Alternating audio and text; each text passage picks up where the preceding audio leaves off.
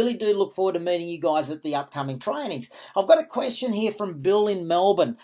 Bill is obviously aware of how some of these models work. He's asking about developers and so forth.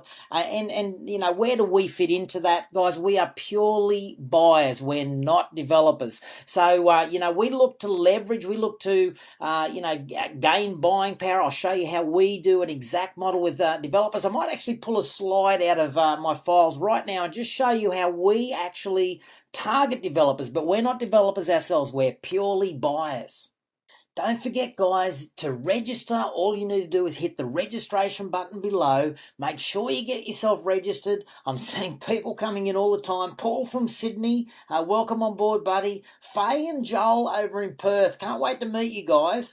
Colleen in Dubbo, Raylene on the Gold Coast. Hey, Raylene. And Samantha down in Geelong. Look, go girls. The last three all ladies coming involved on their own.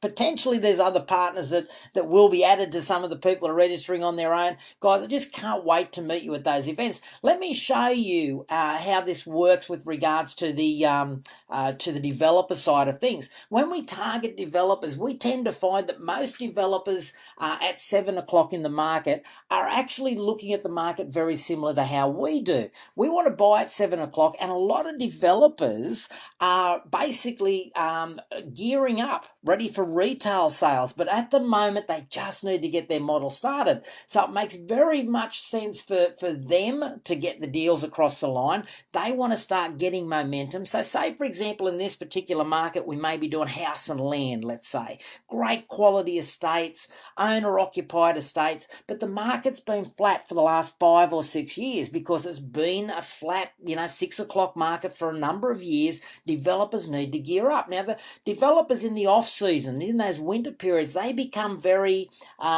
subdued. They become very non-active. Now they need to gear up their activity. They need to start securing land. They need to get their workforce behind them, their finances and their momentum with their lenders and so forth in place.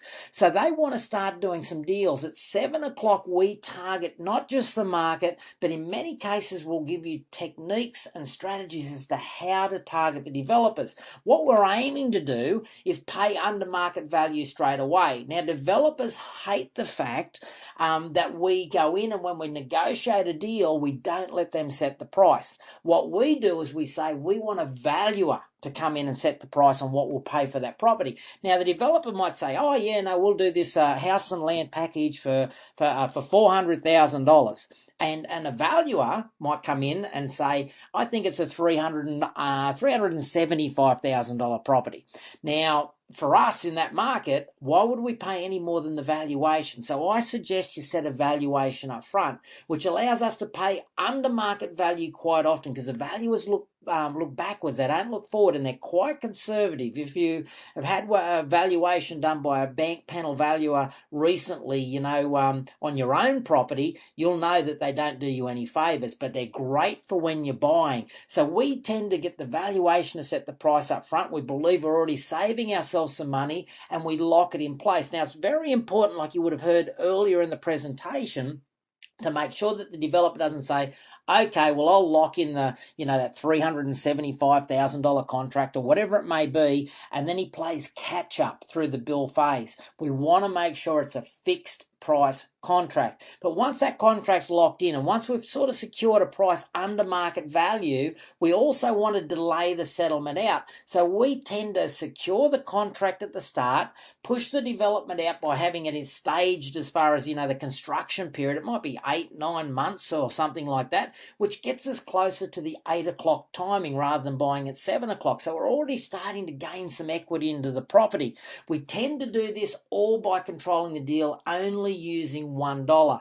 So that's our basic formula to get target developers, make sure they're fixed price contracts, get a valuer involved to set up the price on the property rather than, coming in and paying the developer's price. Get a valuer to come in, which, doesn't really excite the developer. They tend to go, I'm not going to make a lot of money out of this, but they tend to want to do it because they want to gear up and get their momentum going, getting their workforce started, because as those properties head towards 9 o'clock, 10 o'clock, and the retail sales come back in, it's incredibly hard to do the dollar deals, incredibly hard to get valuations to set the price on the the properties. Incredibly hard to get fixed price contracts. The developers will fudge it here and fudge it there to add another $10,000, $15,000, $20,000 for newly found expenses related to the property, so they make a bit more margin. And then we add other layers as well. We tend to have very thorough inclusion lists and so forth, so that the $1 deposit doesn't mean that when we get to the end of the process we're shelling out another $5,000, $6,000, $7,000, $8,000, $9,000, $10,000 worth of costs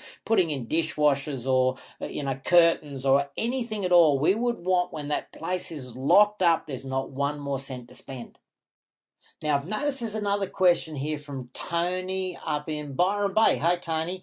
He's asking a lot about dollar deposits, and I'm also noticing that there's a lot of people signing up. I really do appreciate your support. I can't wait, like I said, to meet you and work with you personally. Melissa and Gordon at Maroochydore up in the beautiful Sunshine Coast. Welcome, guys. Gail and Toby down in Adelaide. Guys, that's a great example. Just because we don't have an event in Adelaide, because they're in the midday, I'm sure that Gail and Toby will hopefully be able to fly into, say, Melbourne on the Saturday morning and back out in the afternoon. Won't even need accommodation. So welcome on board, guys, and you may even choose to stay the night, and hopefully we might get to have a long conversation after the day's training. But Gail and Toby, welcome on board. Lyndall from Taree, welcome on board. Jody and Paul down in Melbourne. Tony and Ella in Sydney. Simon in Sydney. Dave and Sarah up in Harvey Bay. Welcome on board, guys. But like I said, Tony's asking about the dollar deposits, and I think he's seeing, I think the pennies dropping literally in his mind, where he's going, wow, dollar deposits, and what are the possibilities surrounding dollar deposits. Guys, dollar deposits changed everything for me.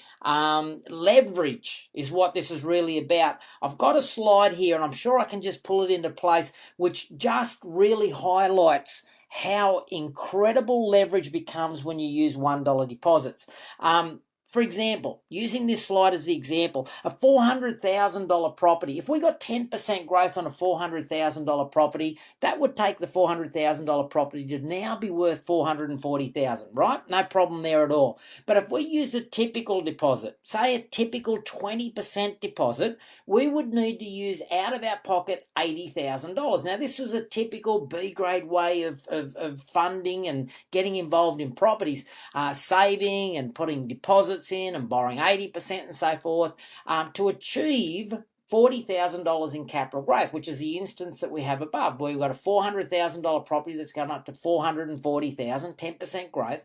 We've used $80,000 to achieve that $40,000 in capital growth. So the way I even look at that, even though this is a B-grade example, don't we really have a 50% return on investment? If you used $80,000 out of your pocket, and let's say 12, 18 months later, you'd actually improved your situation by $40,000, that's $80,000, and now being added to the value of your $80,000, you've got an additional $40,000. That's a 50% return on investment.